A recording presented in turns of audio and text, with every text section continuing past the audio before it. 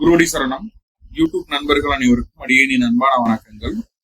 நான் உங்கள் குருமணிகண்டன் பேசுகிறேன், பொள்ளாச்சியிலிருந்து.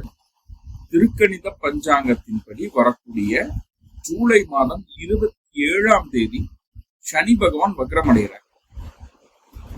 சனி எப்ப வக்ர நிவர்த்தி அடையுதுன்னா டிசம்பர் மாசம் 10ஆம் தேதி வக்ர நிவர்த்தி அடையுது. இந்த ஒரு 4 மாத காலகட்டங்கள் சனி வக்ரமா இருக்கிறதுனால மிதுன ராசி அன்பர்கள் என்ன மாதிரியான பலாவலனா அனுபவிக்கிறீங்க, என்னென்ன விஷயங்கள் உங்களுக்கு ஃபேவரா நடக்க காத்திருக்கு, என்னென்ன விஷயங்கள்ல நீங்க கொஞ்சம் கவனமா இருக்கணும் அப்படிங்கிற எல்லா விதமான விவரங்களையும் விரிவா தெளிவா டீட்டெயில்டா பார்க்கலாம்.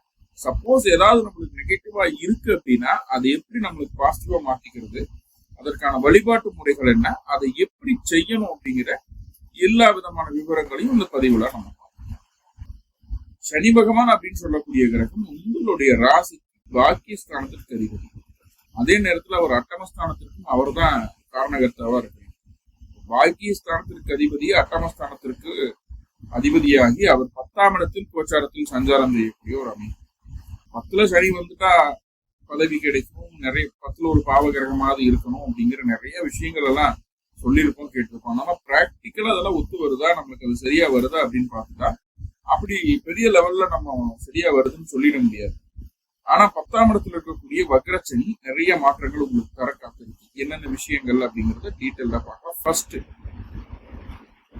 மிதுனராசிக்காரங்க என்னதான் 10ல சனி வந்தாலும் 2ஆம் இடத்துல குரு வந்தாலும் தொழில் அமைப்புகள்ல நிறைய இடர்பாடுகளை சந்திச்சுட்டு இருந்தீங்கன்னா, அட்டமாதிபதி 10ல் நிற்கும்போது தொழில் சம்பந்தமான விஷயங்கள நிறைய இடர்பாடுகள் இருக்கணும். எந்த ஒரு விஷயத்தையுமே ஊக்கமா செய்ய முடியல, எது செஞ்சாலுமே அது நம்மளுக்கு எகென்ஸ்டா அல்லது நெகட்டிவா போகுது அப்படிங்கிற ஒரு மனநிலைமை மிதுன ராசிக்காரங்களுக்கு இருந்திருக்கும். நிறைய அது பிராக்டிக்கலான லைஃப்ல கூட பார்த்திருப்பீங்க. இதை எந்த மிதுனமும் இல்லைன்னு சொல்ல முடியாது, அந்த அளவுக்கு ஒரு முக்கியமான விஷயம். ஆனா சனி வக்ரம் என்ன செய்ய காத்திருக்கு அப்படின்னா, இது நாள் வரைக்கும் தொழில் செய்துட்டு இருக்கக்கூடிய மிதுனராசி அன்பர்களுக்கு இருந்து வந்த எல்லா பிரச்சனைகளுக்கும் தீர்வை இந்த சனி கொடுத்துருவாரு. கண்டிப்பா தீர்வை கொடுத்துருவாரு. என்ன அதுக்கு வழி என்னன்னே தெரியாம முடிச்சுட்டு இருந்தோம். இப்போ அதுக்கு சரியான கைடன்ஸ், சரியான வழி கிடைக்குது. அதை பக்காவா ஃபாலோ பண்ணி அதை செஞ்சு முடிக்கக்கூடிய ஒரு அற்புதமான காலம். இது தொழில் மட்டும் கிடையாது. ஒரு வீடு கட்ட ஆரம்பிச்சிருக்கீங்க, அதுல சரியா உங்களுக்கு சூழல் அமையல, அதை செய்ய முடியல, பிடிக்க முடியல அப்படின்ற ஒரு அமைப்புகள் இருந்தாச்சு. படிப்பு சம்பந்தமான விஷயங்களுக்கு வண்டி வாங்க முடியல, அதுல வாங்கினாலும் ஏதாவது பிரச்சனைகள் வந்துட்டு இருக்குது. உடல் ஆரோக்கியம், அது உங்களுடைய ஆரோக்கியத்தை சொல்லுங்க. தாயாருடைய உடல் ஆரோக்கியத்துல நிறைய இடர்பாடுகள் இருந்தது. எங்கேயோ மருத்துவ பணிகளுக்கு கூட்டிட்டு போனோம், என்னென்னமோ பண்ணோம், அதுவும் நம்மளுக்கு சரியா வரல. மேலும் மேலும் அவங்களுக்கு ஏதாவது ஒரு தொந்தரவு வந்துட்டே தான் இருக்கிறத விட நோய் நிவர்த்தியான ஒரு சூழல் இல்லை அப்படின்ற மாதிரியான நிறைய விஷயங்களை பார்த்து கொண்டிருக்கோம் கடந்த காலகட்டத்தில். இப்போ அதுக்கெல்லாம் ஒரு மாறுதலா இதெல்லாம் எகென்ஸ்டா இருந்தோ அதெல்லாம் உங்களுக்கு ஃபேவரா. நிறைய நண்பர்கள் மிதுனராசி நண்பர்கள் வீடு கட்ட முடியாம தவிச்சிட்டு இருந்தீங்க, கையில காசு வச்சுட்டு வீடு வாங்க முடியல, நிலம் வாங்க முடியல அப்படிங்கிற அமைப்பு. இல்ல காசே இல்லைனாலும் கடனாவது அதுக்கு போய் கேட்கலாம், வீட்டுக்கு மேல கடன் வாங்கலாம், முடிக்கலாம். அப்பவும் அது சக்சஸ்ஃபுல்லா நடக்கல. அந்த வீடு வண்டி வாங்கணும் சம்பந்தமான விஷயங்கள நிறைய ஸ்ட்ரகிள்ஸ். ஏன்னா சனியினுடைய பார்வை ஸ்ட்ரெயிட்டா 4ஆம் பாவத்துக்கு இருக்குது. சோ அது நிறைய பிரச்சனைகளை தாண்டிதான் வந்திருக்கீங்க, இன்னும் இருந்துட்டு தான் இருக்குது. அதுல ஒரு நல்ல சொல்யூஷன் கிடைக்க போகுது. 2வது தாயாருக்கும் உங்களுக்கும் இடையே இருந்து வந்த கருத்து வேறுபாடுகள் 2 பேருக்குள்ள ஒரு சுமூகம் ஏற்படும். தாயாருக்கும் உங்களுக்கும் சரி, உங்களுக்கும் உங்களுடைய மாமியார் அப்படிங்கிற உறவுமே உங்களுக்கு சாதகமா இருக்க போறாங்க. அதே நேரத்துல உங்களுடைய தாயாரும் உங்களுடைய வாழ்க்கை துணையினுடைய தாயாரும் ஒரு நல்ல அண்டர்ஸ்டாண்டிங்குள்ள வரப்போறாங்க. மாமியார் மருமகள் பிரச்சனை தீராததை எவ்வளவுதான் தெரிஞ்சிருந்தா, ஆனா உங்களுடைய தாயாரும் உங்களுடைய வாழ்க்கை துணையுடைய தாயாரும் ஒண்ணு சேரும் போது அதை விட சந்தோஷம் எதுவும் கிடையாது. ஆனா பெரியவங்களுடைய ஆசீர்வாதம் தான் நம்மளை நல்லபடியா வளர்த்திட்டு போகுது அப்படிங்கறத முழுமையா நம்பணும். சோ அப்படிப்பட்ட ஒரு சூழ்நிலையும் உண்டு. இன்னும் கூடுதலான நன்மைகள் என்னன்னா, பார்ட்னர்ஷிப் போட்டு பிசினஸ் பண்ணிட்டு இருக்கீங்க இல்லையா, அதுவும் சொந்த ஊரை விட்டு போட்டு ஜீவனத்துக்காக வெளியில போய் ரொம்ப கஷ்டப்பட்டு இருக்கக்கூடிய மிதுன ராசி என்பவர்களுக்கு இந்த காலகட்டம் அந்த பிசினஸ் பார்ட்னர்ஷிப் போட்டு பண்ணக்கூடிய நபர்களுக்கு எல்லாமே சூப்பர் ஜாக்பாட் அடிக்கும். 4 மாசம் உங்களுக்கு நினைச்சு பார்க்க முடியாத அளவுக்கு பிசினஸ் ஆப்பர்ச்சுனிட்டிஸ் கொடுக்கும் இந்த சனி. என்னடா இவ்வளவு விஷயங்களை நம்ம இவ்வளவு நாள் எதிர்பார்க்க வெளியே இவ்வளவு டக்கு டக்கு டக்குன்னு நடக்குது, செய்யலாமா வேணாமா அப்படிங்கிற ஒரு பயமெல்லாம் மனசுக்குள்ள வந்துடும். அந்த அளவுக்கு நம்மள அப்படியே புஷ் பண்ணி பார்ப்பாரு. ஸோ துணிஞ்சு பண்ணுங்க. உங்களுடைய பார்ட்னரும் உங்களுக்கு சப்போர்ட் பண்ணுவாங்க. துணிஞ்சு பண்ணுங்க. அது உங்களுக்கு சாதகமா அமையறதுக்கு வாய்ப்புகள் உண்டு. நல்லா நோட் பண்ணிக்க வேண்டிய விஷயம் என்னன்னா, சொந்த ஊரை விட்டுட்டு ஜீவனத்துக்காக வெளியில் இருக்கக்கூடிய மிதுன ராசி என்பவர்களுக்கு தான் அது பெரிய சக்சஸ் கொடுக்குது. உள்ளுக்குள்ளே இருக்கிறீங்க, பார்ட்னர்ஷிப்ல பண்ணிட்டு இருக்கீங்க அப்படின்னா அப்பவும் அந்த சேஞ்சஸ் எல்லாம் இருக்கு, இல்லைன்னு சொல்லல. ஆனா பெரிய லெவல்ல மாற்றத்தை தருமா அப்படின்னு கேட்டா கிடையாது. சின்னதா ஒரு சின்ன சின்ன மூவ்மெண்ட் அப்படி அப்படியே ஸ்டெப் பை ஸ்டெப்பா நீங்க மேல போறதுக்கு என்ன வழியோ அதைத்தான் செய்யும் சனி. இந்த வக்ர சனி 10ஆம் இடத்துல வக்ர சனி. சரி, ஓகே. வேற என்ன விஷயங்கள்ல நல்ல பலன் தரப்போகுது அப்படின்னா, திருமணம் இல்லாமல் இருந்த மிதுன ராசி என்பவர்களுக்கு எவ்வளவோ தடைகள். பொண்ணை பாக்குறோம், மாப்பிள்ளைய பாக்குறோம், எல்லாம் பேசி வரணும், எல்லாம் ஒண்ணு சேர்ந்து வருது. கடைசியில பார்த்தா இல்லைன்னு சொல்லிடுறாங்க, வேணான்னு சொல்றாங்க. வேற வரனை தேட வேண்டியது ஒரு சூழ்நிலை. நம்மள ஜாதகத்துக்கு பொருத்தமான வரன் கிடைக்கவே இல்லை. அப்படியே கிடைச்சாலும் நிறைய டிமாண்ட்ஸ் இருக்கிறாங்க. இப்படி நிறைய பிரச்சனைகள் இருக்கு இல்லையா? அந்த பிரச்சனைகளை எல்லாம் தாண்டி வக்ரச்சனி என்ன பண்ணுதுன்னா, அந்த 4 மாசத்துக்குள்ள குடும்பத்துல கண்டிப்பா ஒரு திருமண யோகத்தை ஏற்படுத்தி கொடுத்தாங்க. கண்டிப்பா திருமணம் அப்படிங்கிறது குடும்பத்துல யாரோ ஒருத்தருக்கு நடந்தது. திருமணத்துக்காக வெயிட் பண்ணிட்டு இருக்கக்கூடிய நபர்களுக்கு நீங்க வெயிட் பண்ணிட்டு இருந்தீங்கன்னா உங்களுக்கான வரன் உங்களை தேடி வரப்போகுது அப்படின்னு அர்த்தம். ரைட்?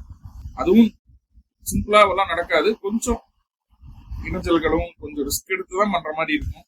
நீங்க ஒரு வரன் பார்க்க போறீங்க அப்படின்னாவே பாத்தீங்கன்னா ஒரு 9 மணிக்கு வரோம்னு சொல்லிட்டு இருக்கோம். பார்த்தா 10 மணிக்கு வர்ற போக வேண்டிய சூழ்நிலை, டிராபிக் ஏதோ ஒரு வகையில கொஞ்சம் பேக்லாக் ஆகி அதுக்கப்புறம் தான் அது உங்களுக்கு பாசிட்டிவா மாறும். அப்போ நம்ம குறிப்பு என்ன சொல்றோம்னா, ஒரு திருமண விஷயத்துக்காக போறீங்க அப்படின்னா அதுல ஏதாவது தடைகள் வருது, பேக்லாக் ஆகுதுன்னா அதுதான் உங்களுக்கான வரன் அப்படிங்கறத நம்ம சொல்றோம் தெளிவா. ஓகே. 2வது, திருமண வாழ்க்கையில ஆல்ரெடி பிரச்சனை சனி. எப்ப சனி 10ஆம் இடத்துக்கு போச்சோ அப்பத்துல இருந்து எனக்கு திருமண வாழ்க்கையில கடந்த 1.5 வருஷமா நான் நிம்மதியாவே இல்லைன்னு சொல்லக்கூடிய மிதுன ராசி நிறைய பார்த்தாச்சு. அப்போ கணவன் மனைவிக்குள்ள அவ்வளவு பிரச்சனைகள் இருந்தாலும் இனிமேல் அந்த பிரச்சனைகள் இல்லாம ஸ்மூத்தா 2 பேருக்குள்ள ஒரு நல்ல அண்டர்ஸ்டாண்டிங் வந்து 2 பேரும் ஸ்மூத்தா அடுத்தடுத்த கட்டத்தை நோக்கி நகர்வதற்கான வேலையை இந்த வக்ரச்சனி செய்யும். 2 பேருக்குள்ள நல்ல புரிதல், நல்ல ஒரு அண்டர்ஸ்டாண்டிங், அந்த ஊடல் அப்படிங்கிற விஷயத்த உணர வைக்கும். அதாவது தாய் தந்தையர் இருக்கும் பட்சத்துல கூட மனைவியோ கணவனோ இருந்தா மட்டும்தான் எல்லாத்தையும் அவங்க பகிர்ந்துக்க முடியும். எல்லா அம்மாவும் இருப்பாங்க, அப்பாவா அம்மாவா குழந்தைகளா நண்பனா எல்லா விஷயமாவும் ஒரு வாழ்க்கை துணை தான் உங்களுக்கு இருக்க முடியும் அப்படிங்கிறத உணர வச்சணும். எப்பவுமே சனி எப்படின்னா எடுத்ததையும் பழத்தை ஊட்டி விடாது, ஒளிச்செல்லாம் ஊட்டி விடாது. இதுதான் பழம், இப்படிதான் உடிச்சு சாப்பிடணும் அப்படின்னு சொல்லி கொடுக்கும். அப்போ அந்த செய்ய வச்சு அந்த இல்லைன்னா என்ன பண்ணுவீங்க அப்படிங்கிற ஒரு அனுபவத்தை கொடுத்து அதற்கப்புறம் சேர்த்து வைக்குது. இந்த டைமை மிஸ் பண்ணிடாதீங்க. இந்த டைம் சேர்ந்துட்டீங்கன்னா இனிமேல் உங்களை பிரிக்கிறதுக்கு யாரும் இல்லை அப்படிங்கிறத நம்ம கிளியரா சொல்லிடலாம். டைமை மிஸ் பண்ணிடாதீங்க முக்கியமா. ஓகே.